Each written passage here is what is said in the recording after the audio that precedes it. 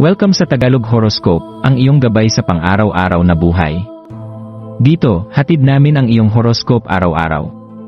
Alamin kung ano ang naghihintay para sa iyo sa pag-ibig, trabaho, kalusugan, at swerte. Samahan kami para mas maunawaan mo ang mensahe ng universo para sa iyong araw. Huwag kalimutang mag-subscribe, i-like ang aming mga video, at i-share sa iyong mga kaibigan. Simulan natin ang araw ng may inspirasyon mula sa mga bituin.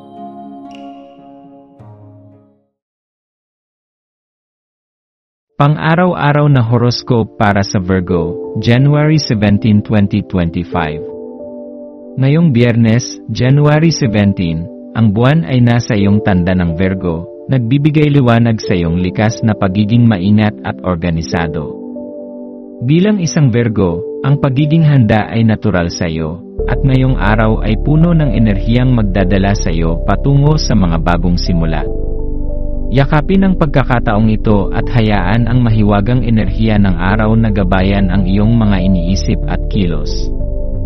Pagninilay, ang hamon at inspirasyon ng Lunar Day ang ika-negatibo 19 na araw ng buwan ay maaaring magdala ng pakiramdam ng pagiging naipit o paulit-ulit na mga gawain.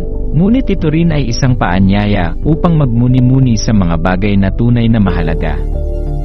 Sa gitna ng iyong pagnanais na laging maging perpekto, subukan mong huminto sandali at itanong, ano ang nagbibigay ng kahulugan sa aking ginagawa?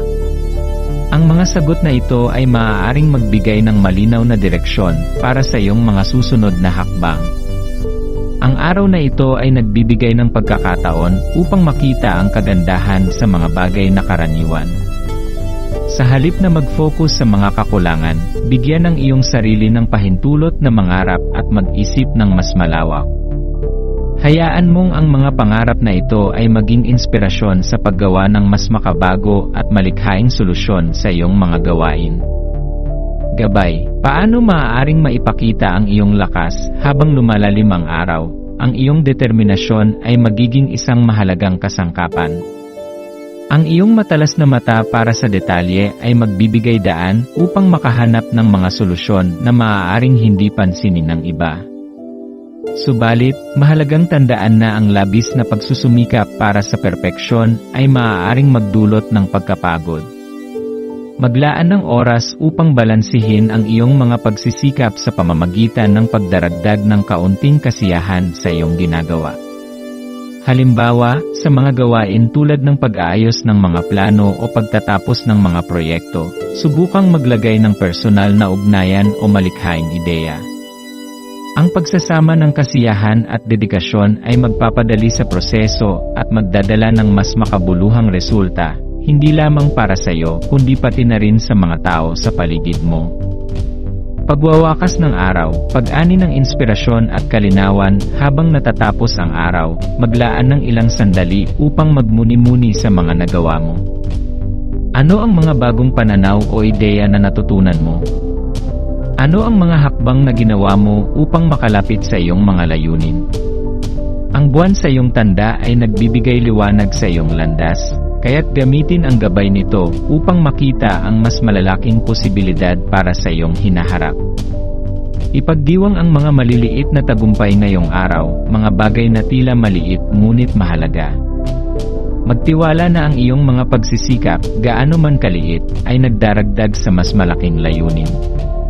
Ang araw na ito ay nagdadala ng enerhiya ng pagbabago at muling pagsisimula, kaya't yakapin ang mga oportunidad na darating.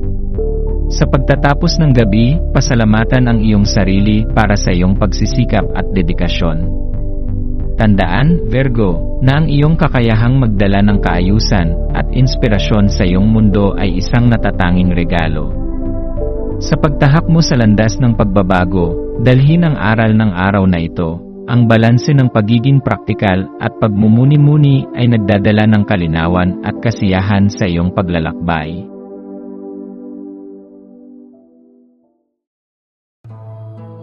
Maraming salamat sa panonood ng iyong horoscope ngayon araw. Naway gabayan ka ng mga bituin sa iyong landas. Huwag kalimutang mag-like, share, at subscribe para sa iba pang cosmic na kaalaman. Hanggang sa muli, manatiling konektado sa universo.